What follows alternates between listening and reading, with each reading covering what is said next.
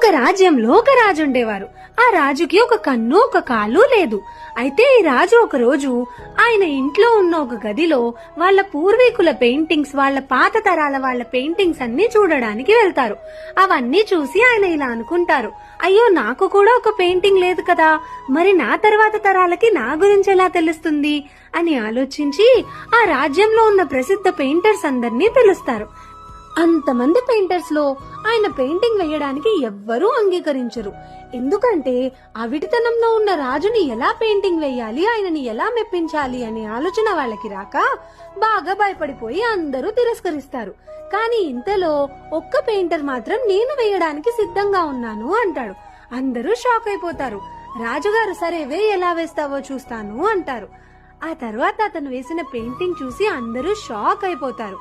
ఆ పెయింటింగ్ లో రాజుగారు గుర్రం మీద కూర్చుని దేనికో బాణంతో గురి పెడుతూ ఉంటారు. కానీ ఇందులో అందమైన విషయం ఏంటంటే ఆయన ఇంకొక కాలు గుర్రానికి అటువైపు ఉంటుంది. బాణానికి గురిపెట్టిన ఒక చేతితో ఆ కన్నుని కవర్ చేస్తారు. ఇలా అవిటితనాన్ని కవర్ చేసి ఆయన అందాన్ని మాత్రమే చాలా బ్యూటిఫుల్ గా పెయింట్ చేస్తారు. ఆయన తెలివికి మెచ్చి రాజుగారు అతనికి ఎంతో పెద్ద కానుకిస్తారు. లైఫ్ లో కూడా ఇంతే. ఒక్కొక్కసారి మనం ఎంతో ఎక్సైట్మెంట్ తో ఏదో పని చేయడానికి వెళ్తాం. సడన్ గా ఏదో పెద్ద ముప్పు మన వైపుకి వస్తుంది.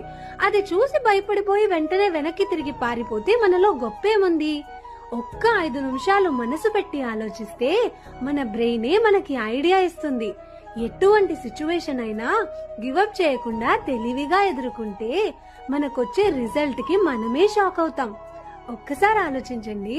జాగ్రత్త.